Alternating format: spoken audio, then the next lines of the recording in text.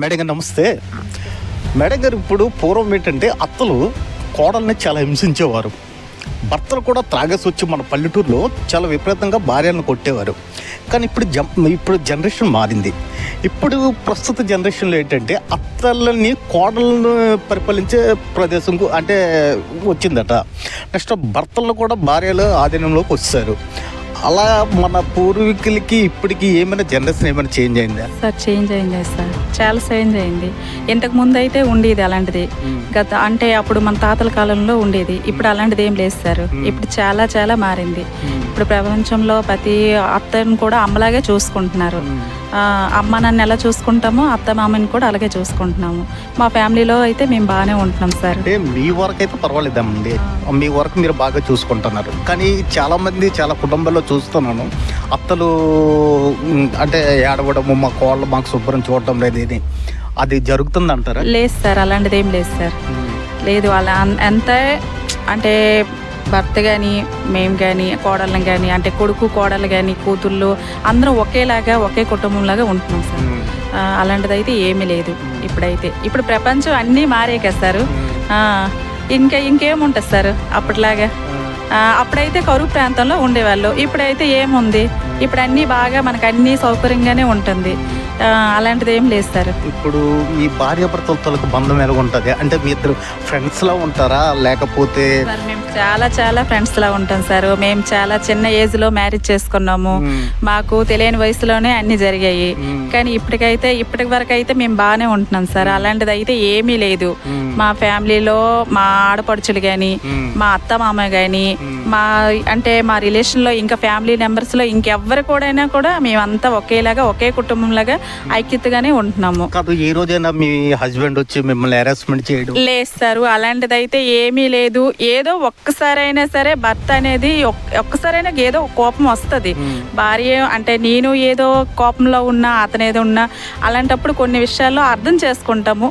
అంతగా అద్దులు మించిపోతే ఏదో ఒకసారి చిన్న డిస్కషన్ అవుతుంది, అంతవరకే. కానీ ఇంకా అలాంటిది అయితే ఇంకేమీ లేదు సార్. ఇప్పుడు చూడండి, చాలా మంది లేడీస్ ఏం చేస్తారంటే భర్త అనేవారు బయట నుంచి వచ్చిన తర్వాత తను మెంటల్ టెన్షన్ లో ఏదో ఒకటి కోప్పడతారు భార్యకి. టెన్షన్ లో గానీ ఇంకా ఏదైనా టెన్షన్ లో గానీ ఉంటారు. కానీ అవి కొన్ని మనకి చెప్తారు, కొన్ని చెప్పలేని ఉంటాయి. అలాంటప్పుడు మనము అర్థం చేసుకోవాలి, ఆయన కూడా అర్థం చేసుకోవాలి. కానీ అర్థం చేసుకోలేకపోతున్నారే. అంటే భర్త ఏదో టెన్షన్ లో వచ్చిన తర్వాత ఏంటంటే భర్త భార్య పైన ఏదో కోపడిన వెంటనే భార్య రివర్స్ అయిపోతుంది. అది ఎంతవరకు కరెక్ట్ అంటారు? లేదు సార్, అందులో ఎంతో కొంతమంది అయితే బయట ఏదైనా కొంచెం చీటికి మాటికి కొన్ని అంటే అతను ఏదైనా బిజినెస్ పరంగాని ఫ్యామిలీ పరంగాని ఏ పరంగా అయినా కొంచెం అటు ఇటు ఉండొచ్చు. కానీ ఇప్పుడు అయితే అలాంటిది ఏం లేదు సార్. అయితే మీరు ఫ్రెండ్స్ లా ఉంటారా భార్య భర్తలు? అంటే ఫ్రెండ్స్ లాగే ఉంటాము, భార్య భర్తలాగే ఉంటాము. అప్పుడప్పుడు అన్ని విషయాలు కూడా చర్చించుకుంటాం కూర్చొని.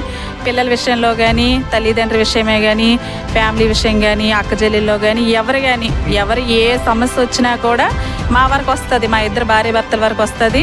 మేమందరం కలిసి ఒక దగ్గర కూర్చొని మీటింగ్ పెట్టుకొని మాట్లాడుకొని ఏదైనా చెయ్యాలనుకున్నా చేస్తాము. ఇంకొక చిన్న విషయం అండి, అంటే ఇప్పుడు చాలామంది ఏంటంటే చిన్న చిన్న విషయాలకి అంటే లేడీస్ అయినా జెంట్స్ అయినా మన సైడు ఆత్మహత్యలు చేసుకుంటున్నారు. అంటే భర్త భార్య లోపం వల్ల ఎందుకు అవుతుంది అంటారు? అంటే అది అంటే ఆడవాళ్ళలో కూడా లోపం ఉండొచ్చు, మగవాళ్ళలో కూడా ఉండొచ్చు.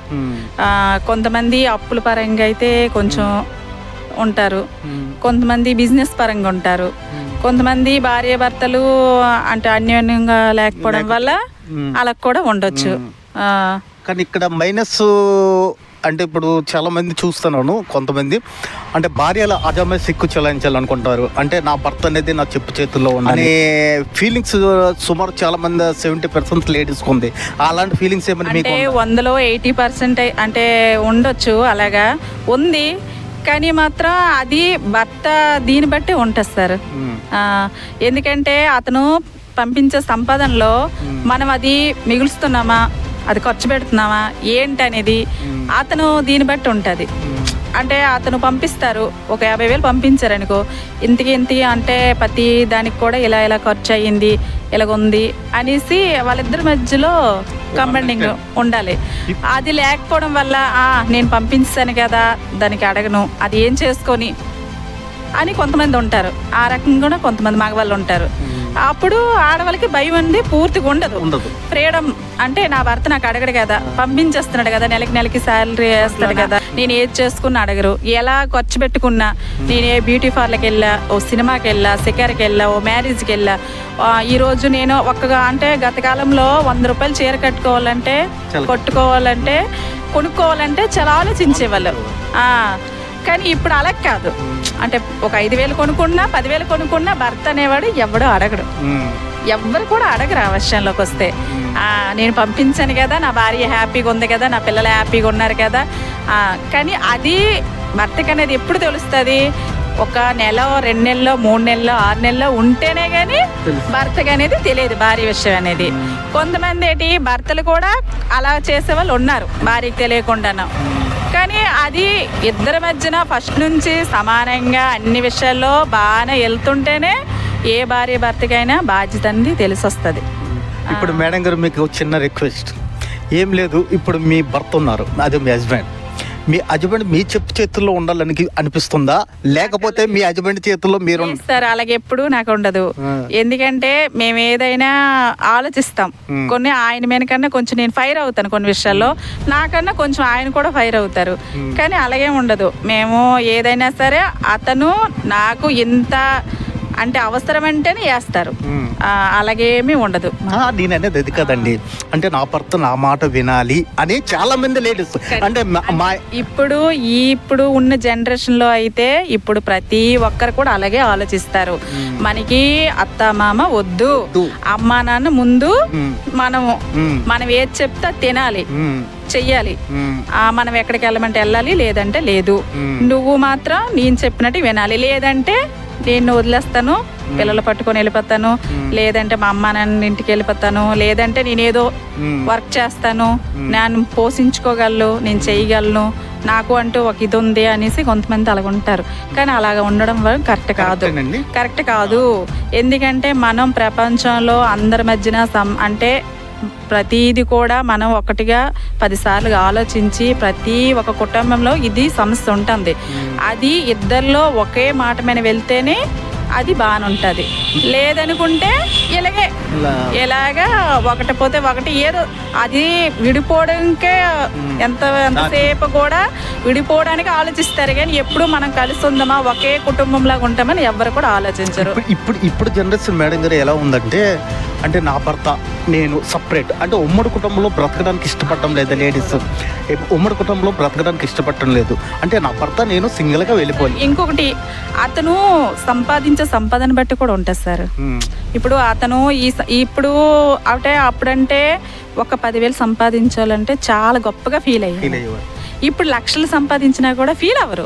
ఇంకా అలాగా ఇంకా రెట్టింపు చెయ్యాలా, వాళ్ళకంటే ముందు మనం ఎదగాలి అంటారు. కానీ అలా ఎదిగే కుటుంబం గురించి అయితే మనం చాలా దగ్గర చూస్తున్నాము. ఎప్పుడు కూడా ఐతిగా ఉండట్లేదు అసలు ఒక్కటిగానే ఉండట్రు అసలు. అంటే అతను సంపాదిస్తున్నారు కదా, నేనెందుకు సంపాదించకూడదు, నేనెందుకు బయటికి వెళ్ళకూడదు, నేనెందుకు సమాజంలో అందరి దగ్గరికి వెళ్ళకూడదు, చేయకూడదు, రకరకాలుగా ప్రతి ఒక్క విషయం కూడా వాళ్ళిద్దరి మధ్యన ఒకటిగా ఉండదు. మేడం గారు, అంటే మీ లేడీస్లో ఈ స్వార్థం ఎందుకు? అంటే మీ అమ్మ నాన్న వద్దు, మీ ఆడపడుచులు వద్దు, నేను పెళ్లి చేసుకున్నాను, మన ఇద్దరు స్వార్థం అంటే సార్ ప్రతి ఒక్కరికి ఉంటది. మనం అంటే అందరి ముందున మధ్యన గొప్పగా ఉండాలనేసి. కానీ అది స్వార్థం అనేది ఎలాంటిది, మనం సంపాదించిన బట్టే స్వార్థం అనేది వస్తుంది ప్రతి ఒక్క విషయంలోనూ కూడాను. అది మనకి తక్కువ అయిందనుకో, అంటే ఈ రోజు నా భర్త 1000 రూపాయలు తెచ్చాడనుకో, ఆ 1000 రూపాయలు ఎలా ఖర్చు పెట్టాలి, ఇందులో ఎంత దాచుకోవాలి, ఎంత ఖర్చు పెట్టాలి అనేది ఒకప్పుడు ఉండేది. ఇప్పుడు మాత్రం ఆ 1000 రూపాయలు కాదు, ఈరోజు 10,000 తెచ్చినా కూడాను ఖర్చు పెట్టేద్దాం అంటే విలువ లేదు. అంటే ఈరోజు సినిమాకి ఒక మాట్లాడారు నా హార్ట్ ఏంటంటే, ఈరోజు ఉమ్మడి కుటుంబంలో చాలామంది లేడీస్ ఉండడం లేదు, భర్తలు తీసుకుని బయటకు వెళ్ళిపోతున్నారు అనేది. మరి మీకు ఎప్పుడైనా అలా అనిపించిందా? నాకు ఎప్పుడు అలా అనిపించలేదు సార్, ఇంతవరకు ఎప్పుడు అలా అనిపించలేదు. ఎందుకంటే నాకు చిన్నతనంలోనే మ్యారేజ్ అయింది.